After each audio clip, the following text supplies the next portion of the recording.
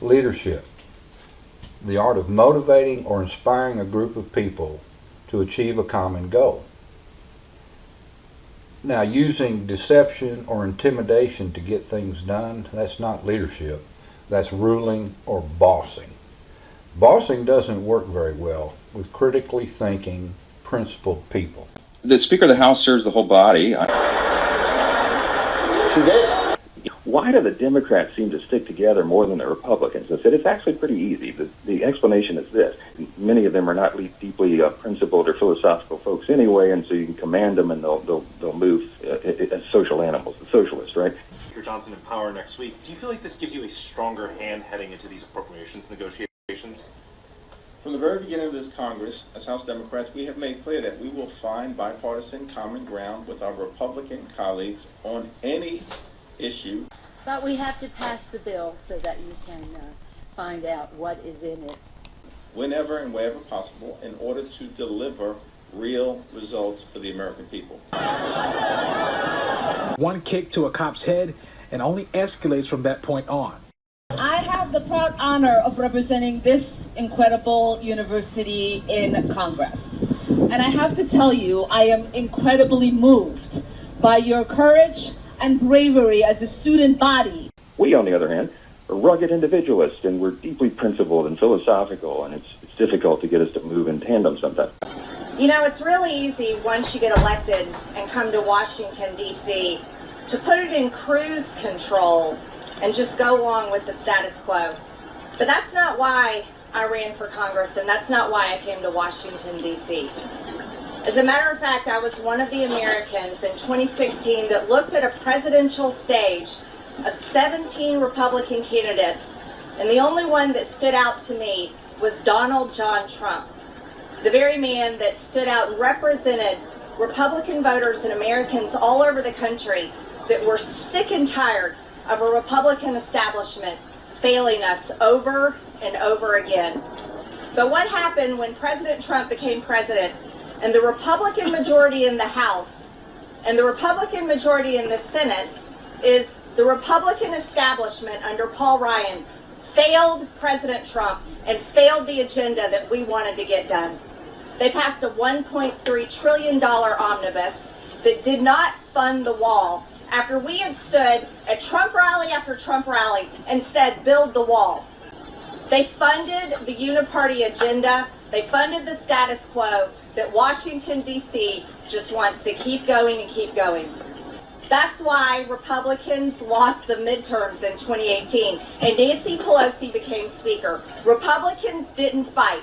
They allowed the Russia hoax, impeachment #1, and the entire war against President Trump continued. And that war on President Trump is the war on the same voters today that are ready to go and vote for that man in November and put him in the White House in January.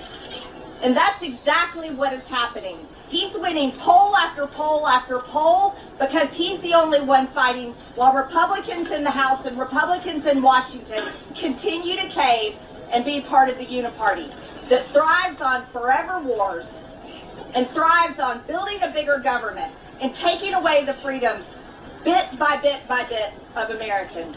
All the horrors that happened when Joe Biden took the White House and Democrats took full control. That's why we won the House in 2022. But what have we done with it? We have a speaker, Mike Johnson, that we all, by the way, I elected him. I voted for that man, so I have every right to be standing here. It wasn't a choice of America. It was a choice within our Republican conference. And I voted for Mike Johnson because his voting record before he became Speaker was conservative. He voted against funding Ukraine. He was solidly pro-life. He voted to secure the border. He voted to fight against Democrats, fight against the witch hunt against President Trump.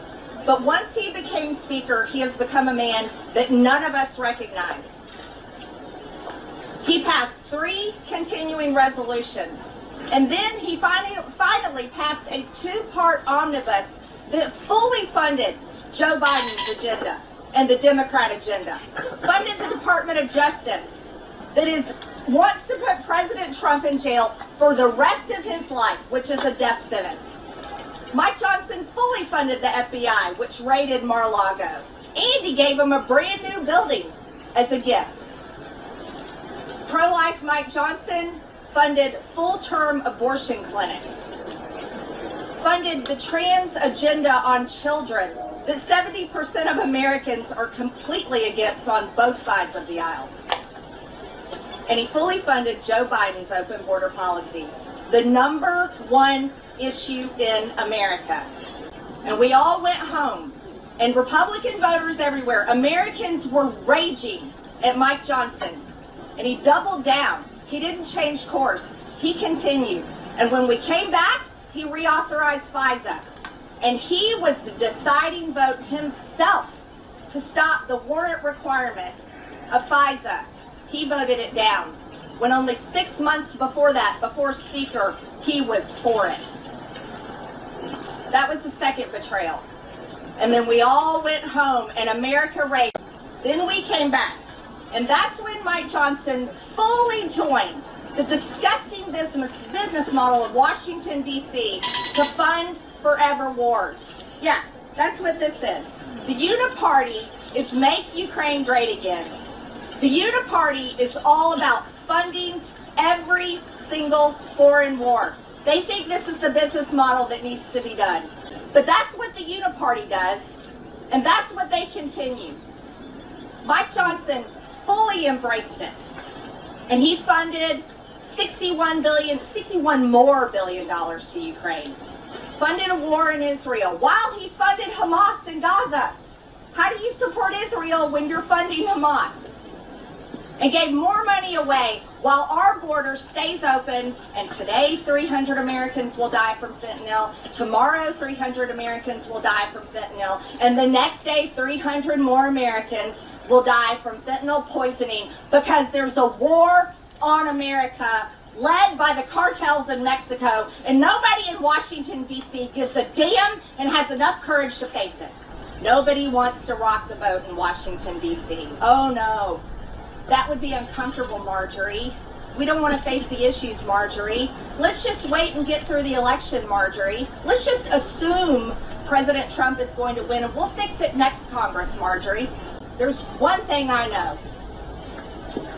If we get President Trump back in the White House in January of 2025, and we are lucky enough to earn the trust again from voters in America to have a Republican majority in this House of Representatives, that we have a job to do.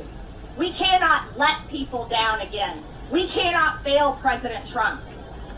And this cannot happen. The MAGA agenda that I believe in, the Make America Great Again agenda that I support and Americans support, and the whole reason why Republicans are going to turn out and vote in November because they support President Trump. We need leaders in the House of Representatives that are going to get this done.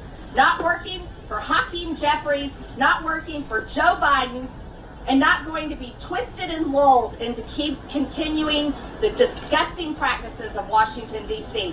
Mike Johnson is not capable of that job. He has proven it over and over again.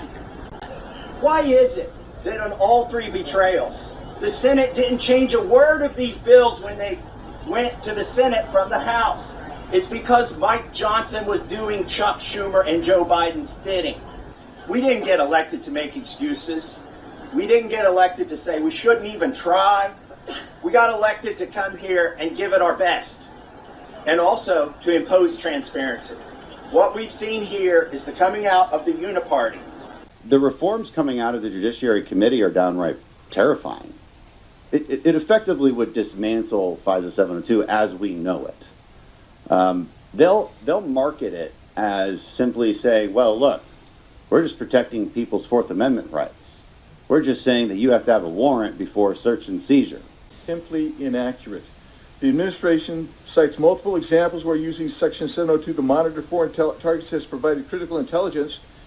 But when it comes to warrantless searches for Americans, they can't provide any examples of where they've provided any useful information. And the Intelligence Committee proponents of this amendment fail even to explain to us why this blurred definition is needed. They assert it, but they don't explain it. I thank the gentleman from North Carolina, and I would just note that I certainly appreciate the intent of my friend and colleague from Texas. Obviously, we want to go after cartels. We want to make sure we can stop the flow of fentanyl in our communities that are killing and ravaging Texans and Americans across our country. The problem here is it's unnecessary. They can go certify right now. They can go right now and go certify a whole other class. You don't need this law to do that. That's the important part. You don't need this amendment, and you don't need to risk expanding it. But here's my real problem. Just today, we have information where we had a terrorist on an Afghan watch list who was released into San Antonio, Texas. ICE just walked away from it, and now we have somebody on the terrorist watch list sitting in San Antonio, Texas. So I'm supposed to say I want to grant more power to the intelligence community, more power to the government that is releasing terrorists as we speak onto the streets of Texas. It defies any kind of logic. They have the tools to do what they need to go after fentanyl without expanding FISA, which is being abused against Americans. And by the way, you need the warrant requirement in order to protect against expansion of FISA. I yield back. Once time has expired, gentleman from North Carolina is recognized. But a mass, warrantless surveillance tool created by word games is not the answer. It's dangerous. Indeed, the willingness and desire of some to create exactly that points back to the reasons that Congress must impose a warrant requirement to deter the abuse. Okay. The House will be in order.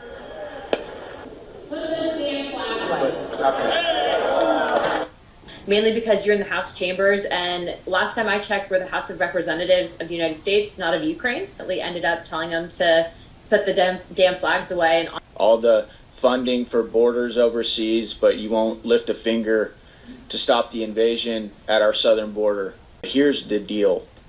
They do expect us to fight.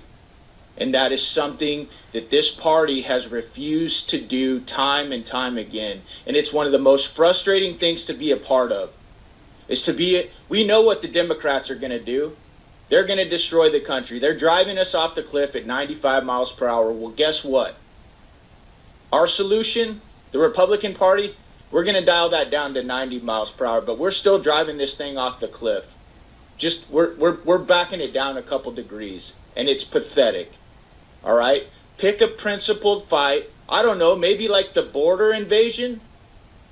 I hear leadership say it's the hill we're going to die on. Really? Do you even know what that means? That means you got to take a hill and be willing to die on it. I don't see it. Because it's garbage and it's destroying this country. It's destroying the future for my kids and your kids. Now I want to speak really quickly to the American people. I know you're busy. I know it's hard out there. I know you're being killed by inflation. I know many of you have lost your kids to fentanyl. If you want to help us, start paying attention.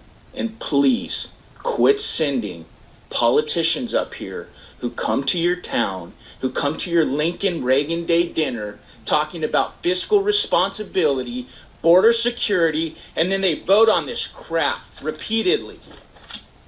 You can help us. Quit sending them up here. It's always the same names. It's always the same names of people trying to stop it. And it's always the same names, unfortunately, who talk a good game in the media and back at home in their districts, and then they come up here and they vote for this crap, hoping that you don't pay attention. You can help us. Clearly, I'm a hell no on this bill. Because at least if we take votes, the American people get to see who's fighting for them and who's willing to tolerate more corruption and business as usual. Judge, what do you think about Biden destroying this country? I'm mad as hell and I'm not going to take it. The last guy was my putz, a Uniparty rhino who talks the talk at Reagan dinners but does not walk the walk. He's voted for everything Schumer and Biden want since Super Tuesday. So I took Elijah Crane's advice to pay attention. I found a third-party choice in my district who appears to be America First. He certainly hasn't lied to me yet, so what have I got to lose?